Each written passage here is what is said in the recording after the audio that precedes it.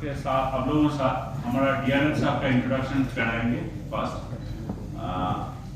Hello mic बंद होना लिखो। अच्छा, ये हम लोग एक डीआरएम साहब अभी आप लोगों को एक सूचना देने वाली है जो वी आर टेकिंग, हम लोग एनआई के लिए एक बड़ा ब्लॉक ले रहे हैं। उसको लेकर डीआरएम साहब आप लोगों को कुछ सूचना भी देंगे, आप पावर प्रेजेंटेशन भी करेंगे। आप लोग जानते हैं हमारा नया डीआरएम साहब संजीव कुमार साहब जुलाई महीने में ज्वाइन किए हैं। मैंने 19 जुलाई को यहाँ डीआरएम हावड़ा का पदभार ग्रहण किया। बीच बीच में आप लोग से कुछ किन्हीं लोगों से इंटरेक्शन होता रहा है और मैंने देखा है कि आप लोग से भी काफ़ी पॉजिटिव रिस्पांस मिलता रहा है। तो आगे भी जो भी खबर हो हम लोग भी आपको बीच बीच में सूचित करते रहेंगे और आपकी तरफ से भी पॉजिटिव रिस्पांस मिलेगा, ऐसा हमारा विश्वास है। अब आज जो हम लोग जिस चीज़ के लिए इकट्ठा हुए हैं, रामपुर हाट चतरा के बीच हम लोग एनआई का काम करने जा रहे हैं, जिससे ये 3rd लाइन कमीशन होगा। अभी रामपुर हाट चतरा जो है डबल लाइन सेक्शन है, 3rd लाइन कमीशन होने जा रहा है, जिसके लिए 18 अगस्त से 6 सितंबर तक एनआई, प्री एनआई और एनआई का काम होगा। तो इस दौरान बहुत सारे पैसेंजर और मेल एक्सप्रेस गाड़ियाँ डाइवर्टेड रहेंगी और कुछ कैंसिल भी रहेंगी। तो इस दौरान पैसेंजर्स को इनकन्वीनियंस तो ज़रूर होगा, बट हम लोग कोशिश कर रहे हैं कि एटलीस्ट ऑफिस गोअर्स जो सुबह जाते हैं और शाम में आते हैं उनके लिए कोई परेशानी ना हो। बट इसके बाद ये जो लाइन कमीशन होगा, 3rd लाइन जब कमीशन होगा तो उसके बाद ट्रेन की पंक्चुअलिटी के साथ साथ पैसेंजर्स को तो सुविधा मिलेगा ही, साथ साथ लोकल इंडस्ट्री जो है, पावर प्लांट्स है, उनके लिए भी गुड्स ट्रैफिक में काफ़ी सहूलियत होगी। वो मतलब दोनों चीज़ से, इस चीज़ से सुविधा मिलेगी और क्षेत्र की प्रगति में इसका सहयोग मिलेगा। तो अभी एक छोटा सा पावर पॉइंट प्रेजेंटेशन है जिसमें सारे डिटेल्स दिए हुए हैं, तो उससे आप लोग को भी सुविधा होगी और हमें भी एक्सप्लेन करने में आसान होगा। तो मैं सीनियर डीएम को बोलूँगा पावर पॉइंट प्रेजेंटेशन दिखा सकूँ। रामपुर हाट टू चतरा जो है वो 22.6 किलोमीटर है, तो 23 किलोमीटर है। उसके बीच में हमारा प्री एनआई और एनआई दो अलग अलग चीज़ें होती है। तो हम लोग 18 अगस्त से शुरू करेंगे जैसा सर ने कहा, और फाइनली 6 अगस्त को ये सारा काम खत्म हो जाएगा, 6 सितंबर को, और ये पूरा सेक्शन 3rd लाइन कमीशन हो जाएगा। इस बीच में जो हमने ट्रेन कैंसिल किए हैं, नेक्स्ट पेज, और ये डिवीजन का पूरा प्रयास रहा है कि लंबी दूरी के ट्रेनों को कैंसिल ना किया जाए। विद इन ईस्टर्न रेलवे के अंदर चलने वाली जितनी भी ट्रेनें थी केवल उनको ही कैंसिल किया गया है और उसके वाइस में अल्टरनेट प्रोवाइड कराए गए हैं। सिर्फ एक ट्रेन है रांची कामाख्या, जो इस तरह उसका टाइमिंग है कि वो हमारे बिल्कुल जो एवरेज 6 घंटा का ब्लॉक डेली होगा, अप्रॉक्सीमेट टाइम 10 बजे से 16 बजे का होगा, वो उसके बिल्कुल बीचों बीच आती थी। तो इसलिए हमें एक वो ट्रेन कैंसिल करना पड़ा जो हमारे जोन से बाहर जाती थी। ये 10 ट्रेन हैं जो विद इन ईस्टर्न रेलवे ही सारे के सारे चलते हैं, इनको हमने कैंसिल किया। एक minute sir, 10 pair 10 pair up और डाउन, मतलब 20 ट्रेनें कैंसिल है, 20 ट्रेन। हाँ, 10 अप में 10 डाउन, उसी का सेम जो था वही वाला नंबर उसमें है, दोनों का साथ में जो है, जो 4 बजे तक हम लोगों ने ब्लॉक का प्लान किया। ये जो ब्लॉक है 18 अगस्त से शुरू होकर 5 सितंबर तक ब्लॉक 6 को तो सीआरएस का इंस्पेक्शन होगा, कमिश्नर ऑफ रेलवे सेफ्टी का इंस्पेक्शन 6 अगस्त को होगा। उस दिन से उनका परमिशन मिलकर 7 तारीख से ये सब सिस्टम धीरे धीरे नॉर्मलाइज हो जाएगा। 6 सितंबर, 18 अगस्त से तो ये सारी मेल एक्सप्रेस हैं जो 18 तारीख से पहले रामपुर हाट होके चलती थी। इसमें से अब ये सारी ट्रेन हम लोगों ने भाया कटवा अजीमगंज डाइवर्ट किया है ताकि लंबी दूरी के पैसेंजर को कोई कष्ट नहीं हो। थोड़ा सा दिक्कत होगा कि इनका जहां स्टॉपेज बर्धमान, बोलपुर, रामपुर हाट में होता था, वहां के पैसेंजर्स को अब जो स्टॉपेजेज है इस साइड में, इस रूट में, वहां आके ये ट्रेन पकड़नी पड़ेगी। और जो ये नीचे के आपके दिख रहे हैं 6 ट्रेनें, ये 6 ट्रेनें हैं जो साउथ से आती है और नॉर्थ फ्रंटियर रेलवे को जाती है।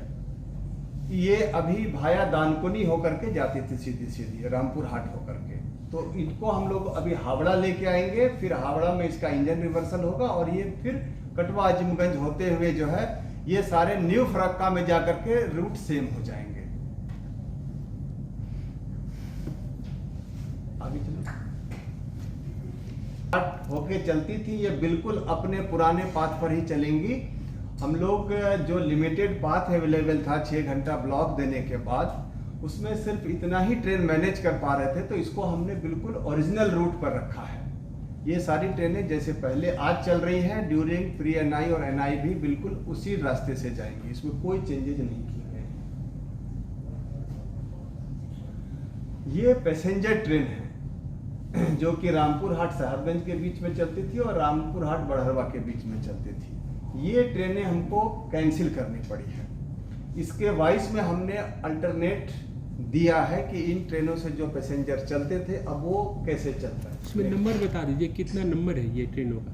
ये कितनी सब है? लिखा हुआ है उसमें। कितनी है ये दे देंगे टोटल? पूरा ये आपको सब दे देंगे। ये आपको जो दिखा रहे हैं ये देख लीजिए कोई 15 ट्रेनें हैं। 15। नेक्स्ट पेज चलो।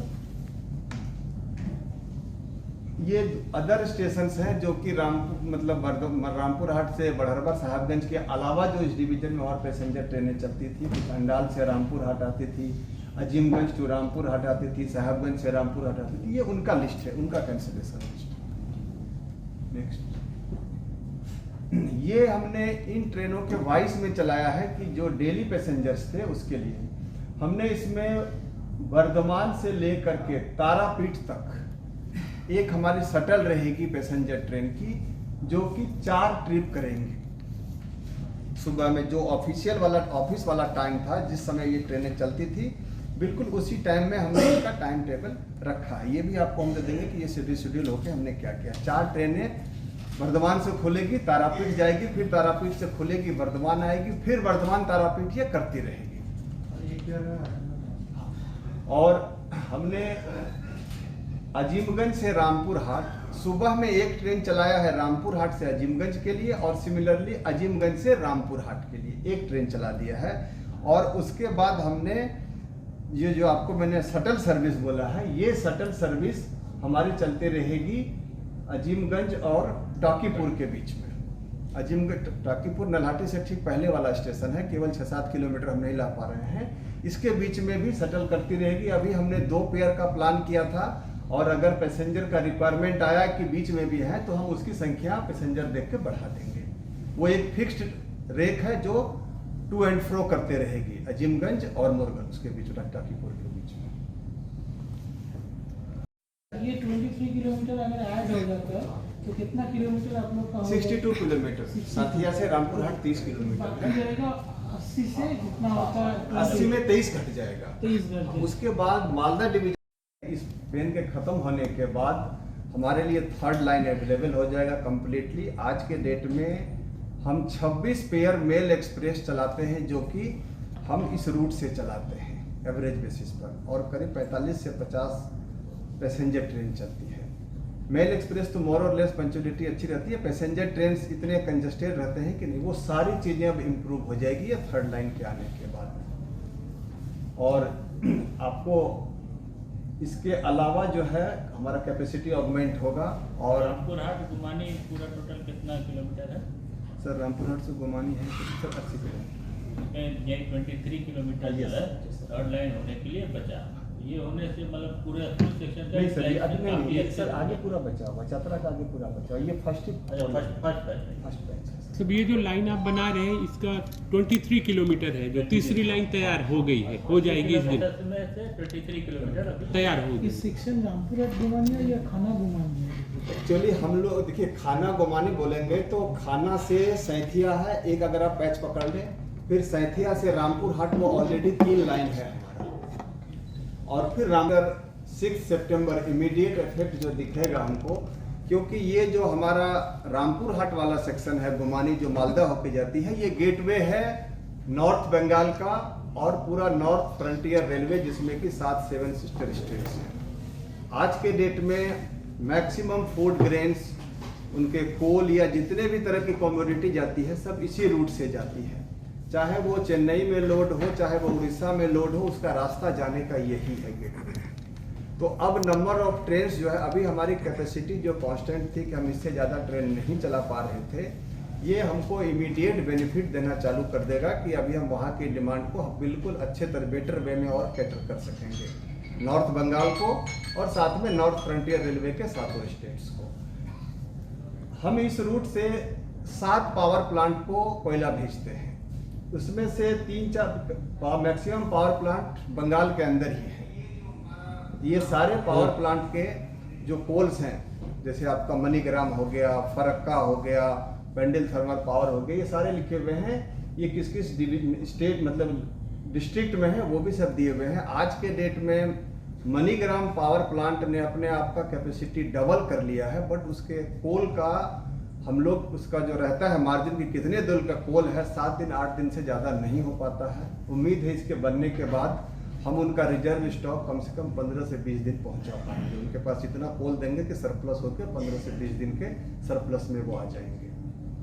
तो इससे पूरे वेस्ट बंगाल का सबसे ज़्यादा भला होगा, क्योंकि मैक्सिमम पावर प्लांट ये वेस्ट बंगाल के अंदर ही हैं, और बंगाल के बाहर वाले जो भी चीज़ें हैं उनको भी इससे काफ़ी बेनिफिट होगा। और जो डेली कम्यूटर्स हैं उनको निश्चित रूप से उनकी पैसेंजर ट्रेनें जब पंचुअल होगी तो वो अपने टाइम से आ जा पाएंगे हॉस्पिटल, जो भी उनका काम है वो बिल्कुल टाइमली हो पाएगा उसको, और ये नॉर्थ बंगाल को बिल्कुल बेटर वे में और कनेक्ट कर पाएगा साउथ बंगाल से।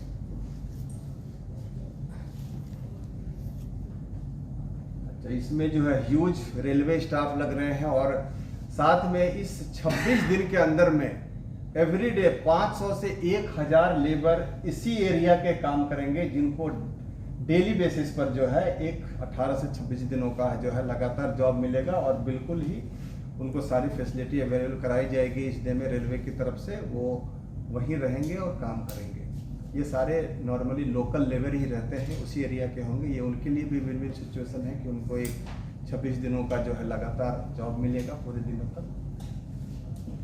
इस दौरान ट्रेन ऑपरेशन में सेफ्टी बनी रहे, उसके लिए हम लोग अलग अलग जगह से लगभग 400 जी सर 400 स्टाफ वहाँ पे डिप्लॉय कर रहे हैं, ये रामपुर हाट चतरा के बीच में अलग अलग स्टेशन, तो ताकि राउंड द क्लॉक वो लोग रहेंगे और ट्रेन का ऑपरेशन बिल्कुल स्मूथ और सेफ हो, उसको इंश्योर करें।